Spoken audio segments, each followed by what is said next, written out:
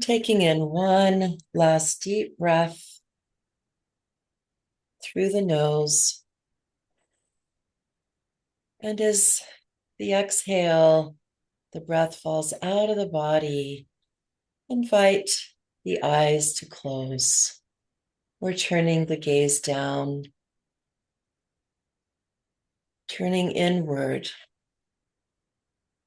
to the inner landscape, that interior life of what we are aware of within the body, this house, this home we live inside of.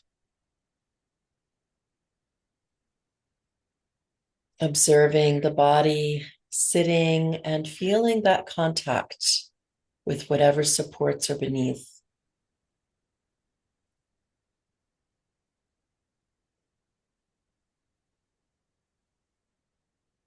Feeling the weight of the body, letting go and surrendering into that support a little bit more.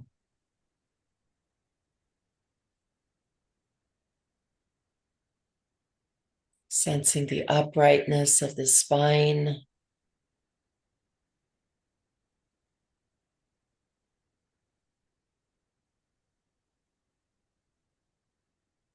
Contact of feet with earth,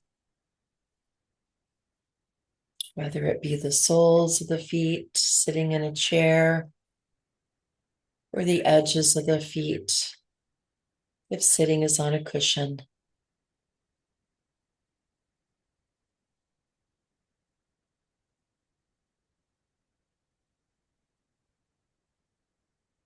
Sensing the weight of the legs.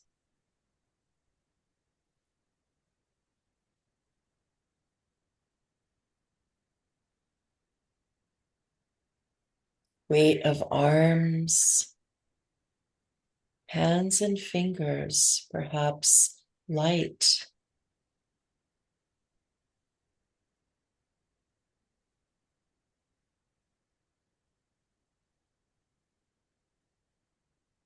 And bringing awareness to the head that sits right between the shoulders.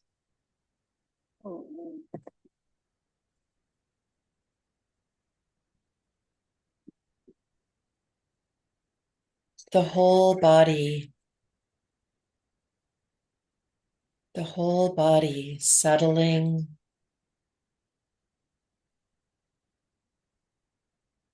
awareness of the body settling as the mind begins to settle.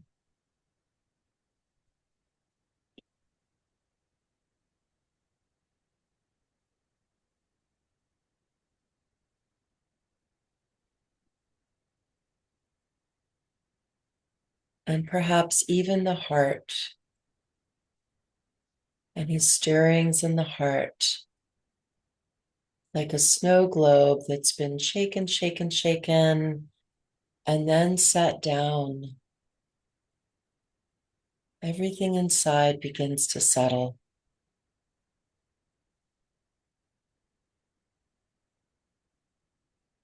to become more grounded.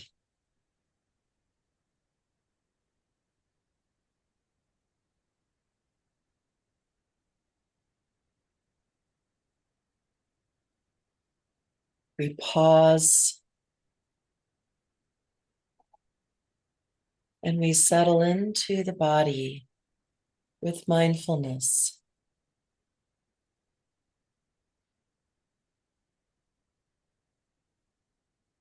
Awareness of the body breathing.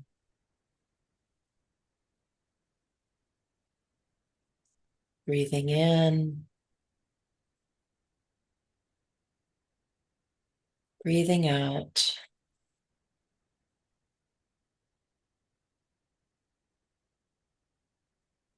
And setting an intention for practice.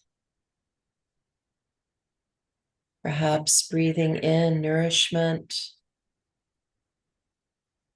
compassion, understanding. Perhaps healing.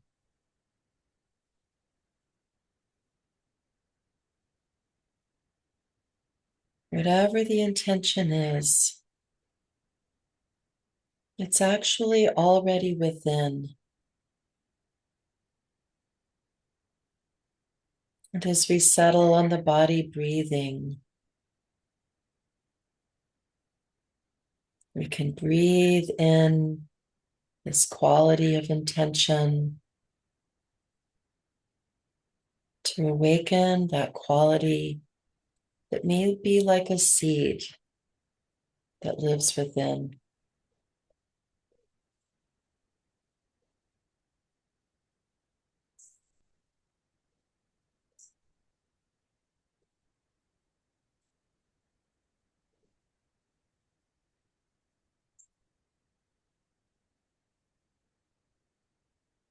And with each exhalation,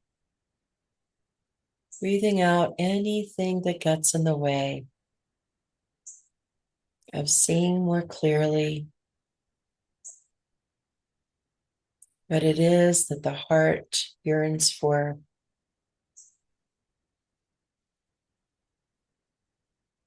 What the heart opens to.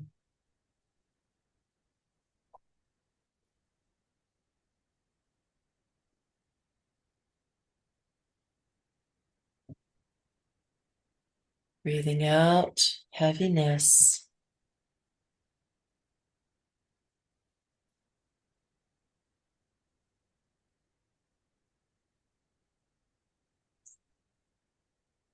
Breathing out burdens.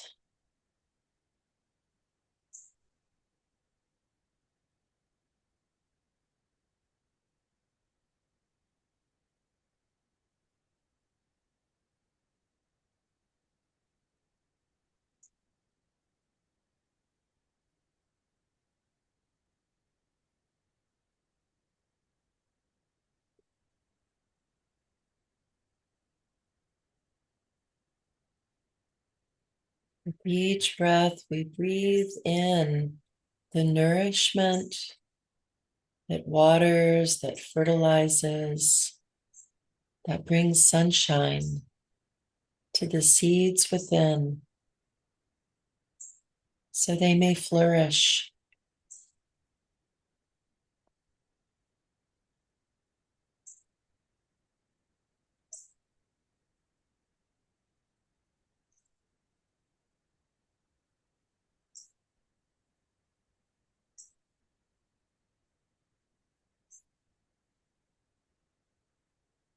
And breathing out the hindrances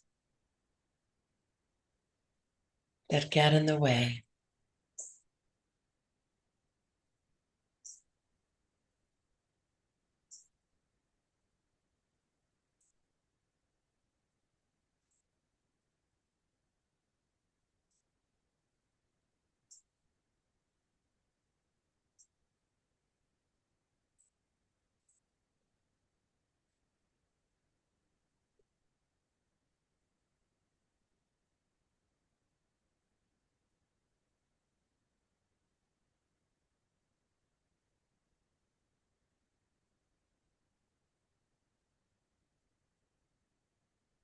Each inhale,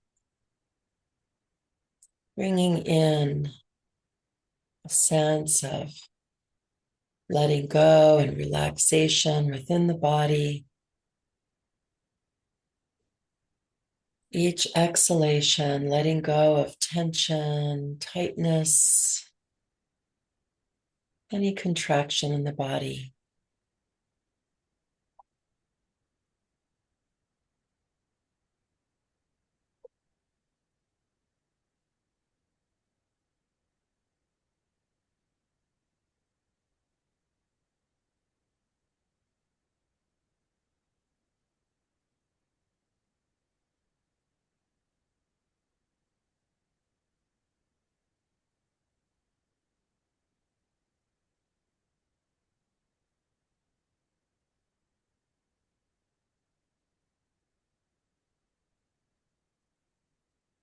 Pausing,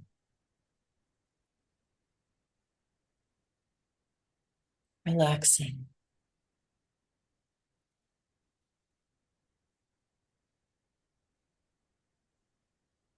and opening to what is here, opening to what is arising.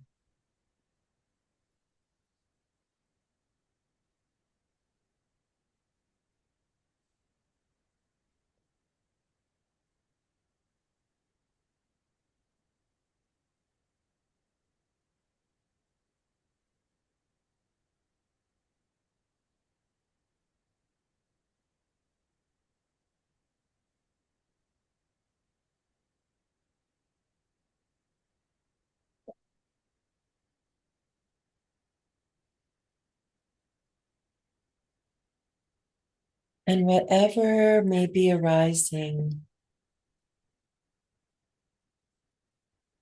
we can notice if there's any grasping,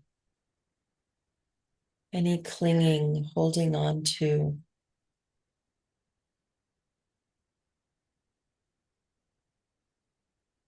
And likewise, we can also observe whether there's any aversion to what is arising, any pushing away.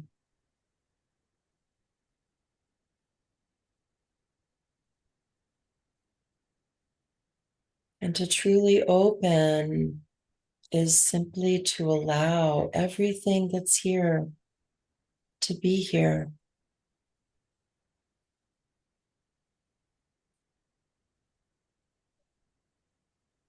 So we ease the grasping, we ease the pushing away.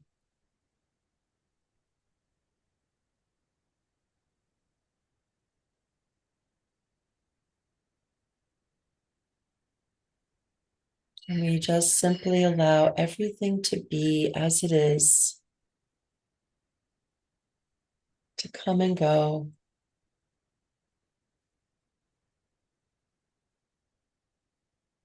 Passing through, as this is the true nature of life, to be in the flow of life.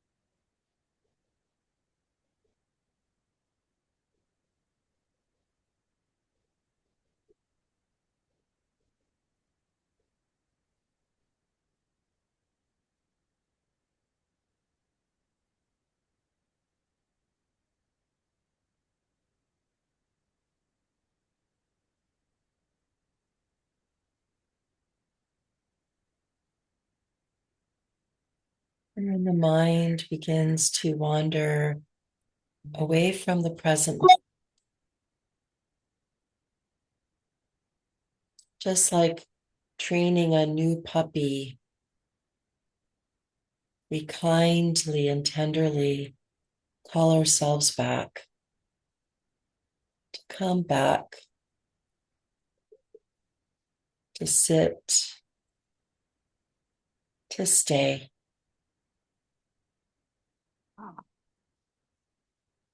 to stay here in this very moment with whatever's arising.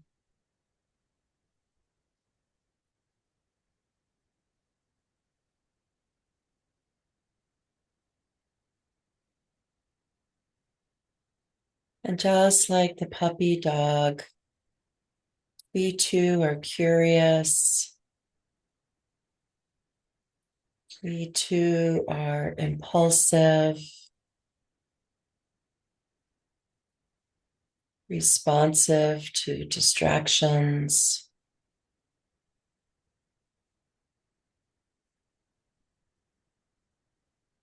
And in the same way that we teach the puppy to stay,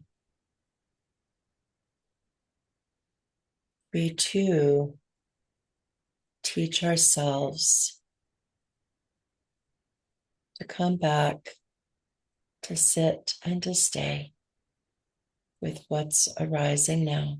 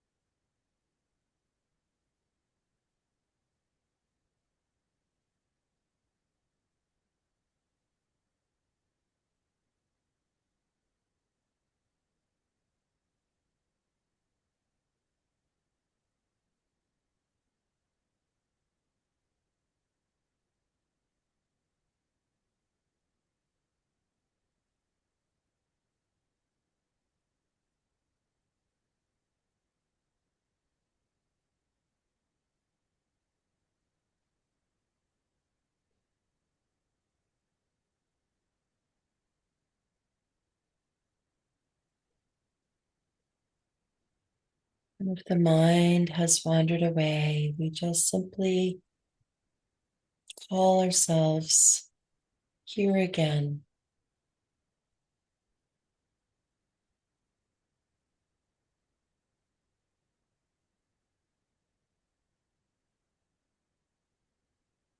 And if we find that there's grasping to hold on to something,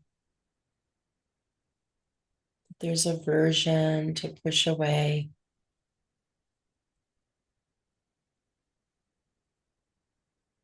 we might also feel that, as the Buddha taught us, that this is the root of suffering. We might feel that suffering within the body is a contraction, a tightness, furrowing the brow, tightening the lips, narrowing the eyes. Or there may be a contraction in the abdomen, hands and fingers. As the body always reveals what's happening on the inside.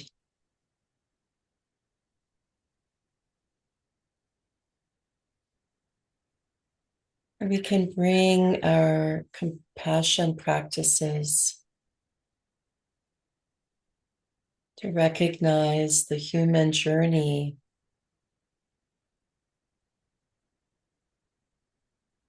the habits of the mind, the conditioning of the mind.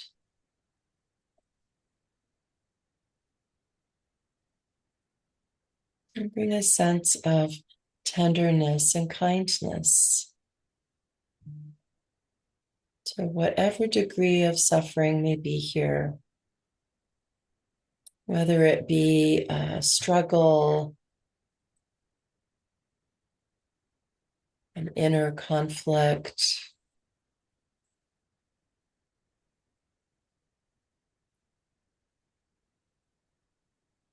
whether it be wanting something the way we want it, that's already changed.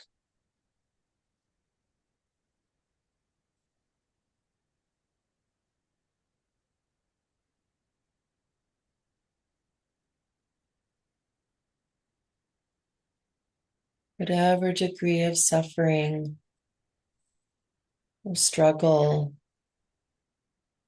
We might even bring a hand to the heart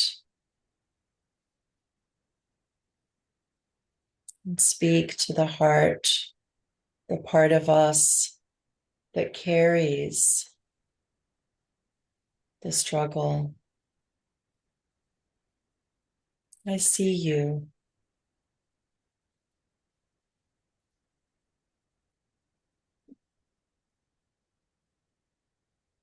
I hear you.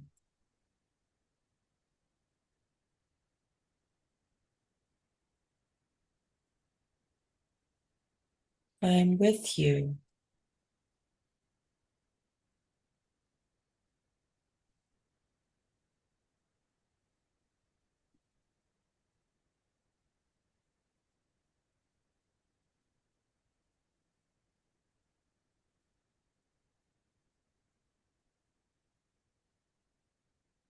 Mindfully breathing with.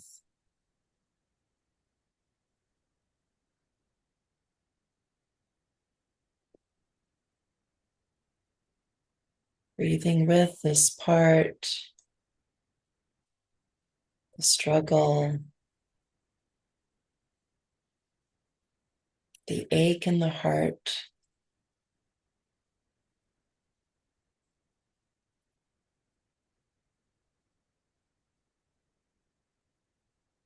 And we can also lean into the sangha,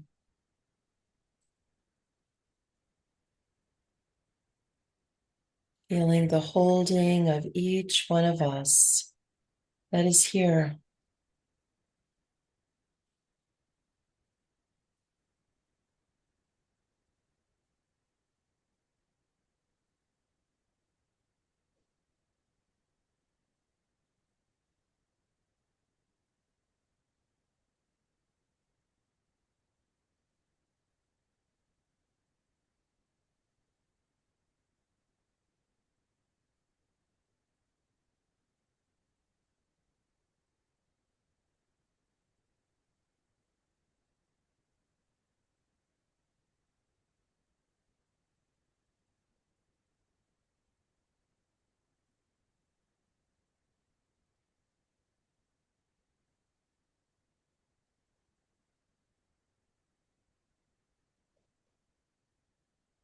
Mindfulness of what is arising now in this moment.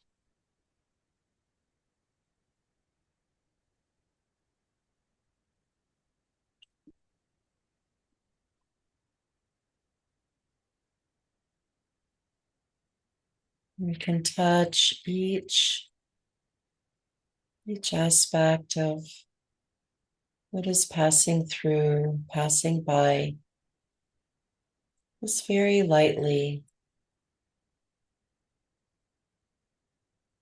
acknowledging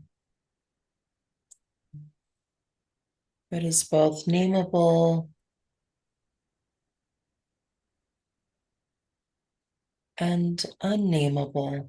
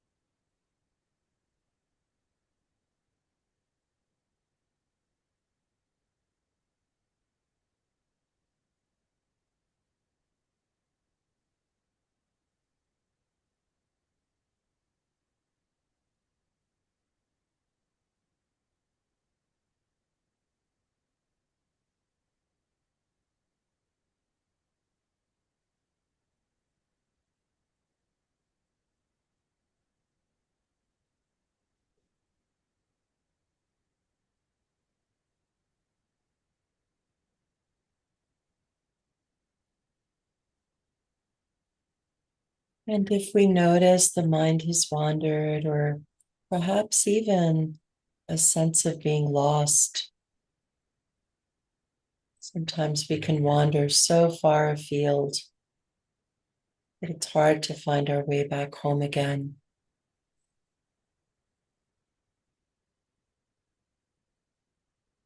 We remember our intention to touch into peace or compassion, or to awaken, to be present.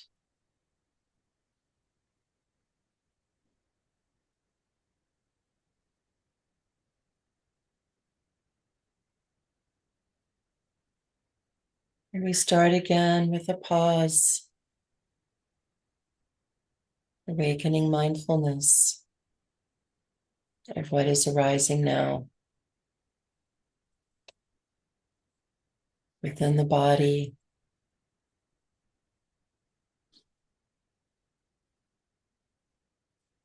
the arising and the falling away of the breath.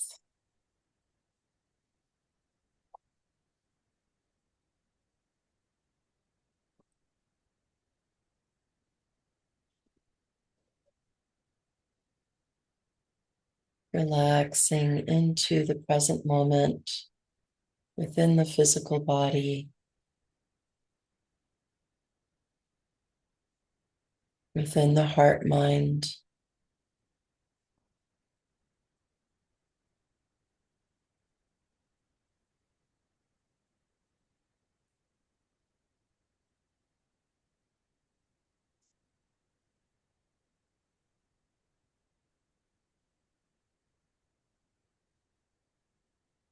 And again, we open to what is here with the intention to not grasp,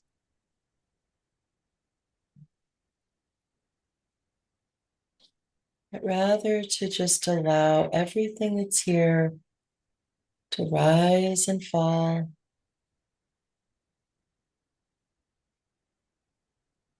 to come and to go.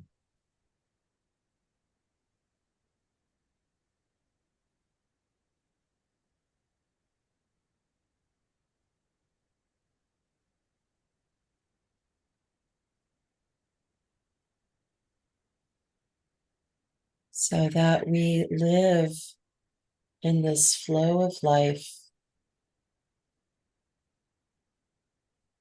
life that is not permanent.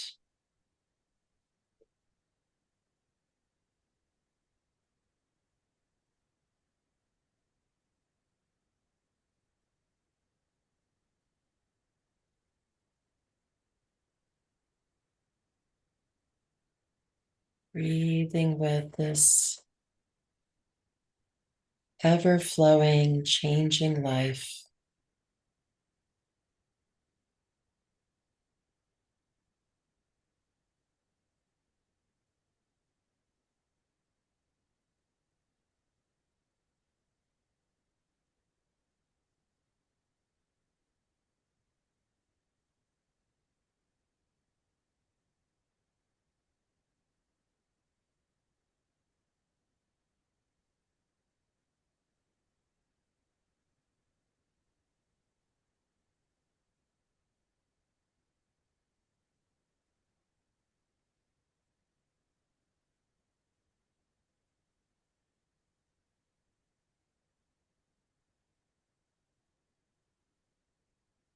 All the while, we are leaning into this community, this sangha of spiritual friends.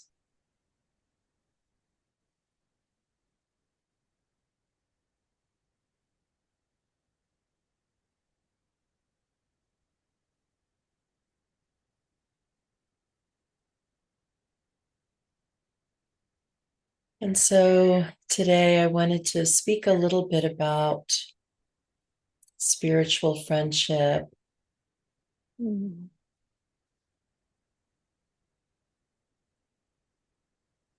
So the Buddha spoke about the sangha, one of the three refuges, the Buddha, the Buddha's teachings, the Dharma, and the sangha. And one of the things that has struck me and really landed deeply within me in terms of how Buddhism is different from many other religions, where there is a God or a central figure that is separate, perhaps. The Buddha taught that there is no separation, that he, on his path towards liberation and awakening, is the path that he offers all of us, but that it is for each of us to discover for ourselves and to not believe the Dharma that we may read in any book, that we may read in any sutta from the Pali Canon,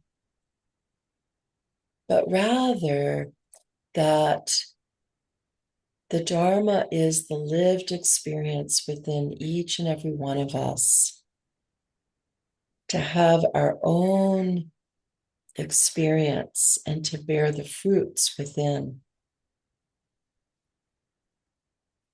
And the Buddha also taught us that it is not possible to awaken, to have liberation without the sangha.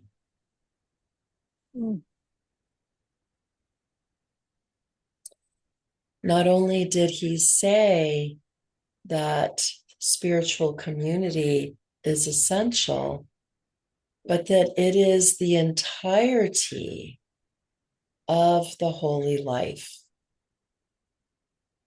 That it's not about just following one individual, one teacher. That the teachers are the entire community of spiritual friends coming together to practice, to inspire, to support, and also to make us accountable, so that spiritual friends hold our feet to the fire of what we say we want. So that when we speak of liberation and awakening to living in this constant changing flow of life, allowing it to be what it is with acceptance and full-heartedness,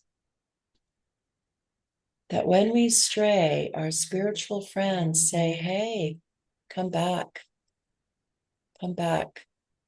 When we are seen as suffering, grasping, caught up in our conditioning, in our ego states, the roles we play in life, our spiritual friends remind us of who we truly are underneath those roles, underneath the grasping.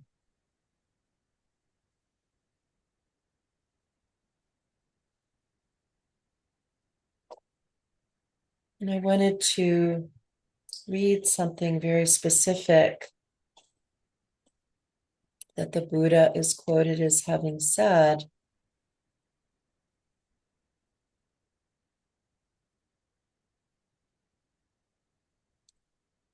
that of the three refuges where we learn mindfulness, understanding, and love,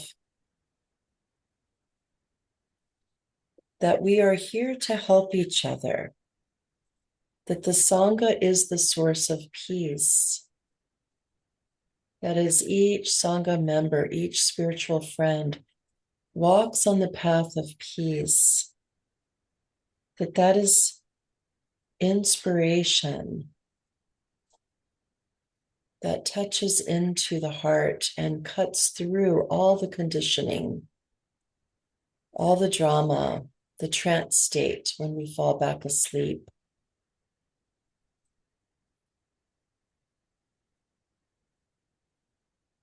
And the Buddha also said that when you touch the true sangha, you are also touching the Buddha and the Buddha's teachings,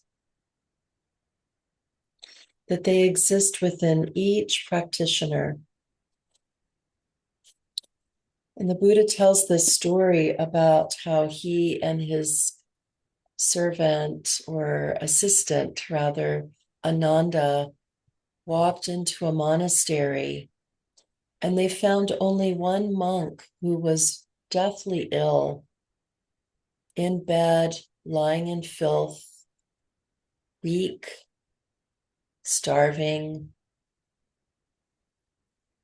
And they asked him, "Why are you alone? Where are all the other monks? Where is your community, your sangha?" And the monk said, "Oh, they went seeking alms." And the Buddha said, "There is nothing more important than to be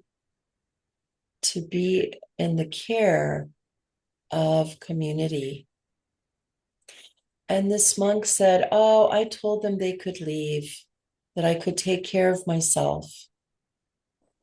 And the Buddha asked, "Well, how are you doing taking care of yourself, lying in filth? Your robes are filthy. You're on your deathbed." And so he and Ananda bathed him, got him fresh robes, changed his linens, gave him tea, and got him to the place where he could sit up and have fresh air. And when the other monks returned, the Buddha said, "Never leave anyone behind. The sangha includes everyone. Hmm. And the sangha is only as strong as the weakest link."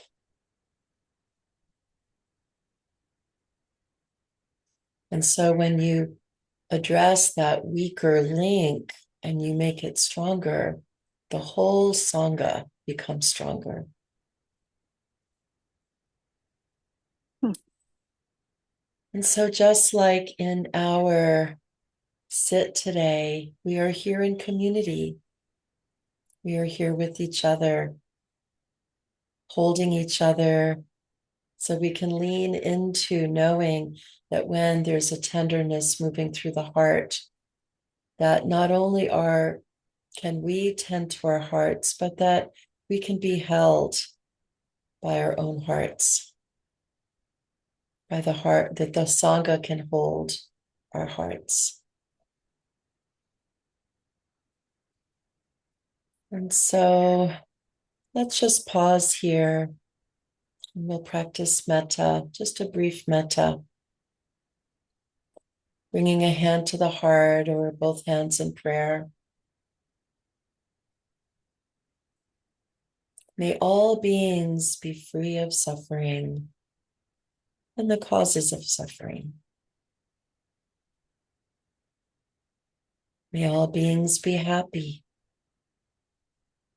and have all the causes of happiness. May all beings be free in the causes of freedom.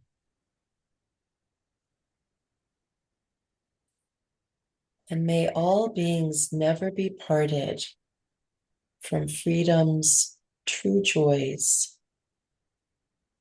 free of attachment and aversion.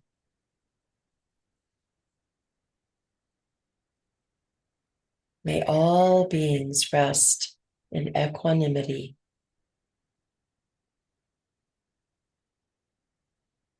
and bowing to our hearts and to each other in the sangha.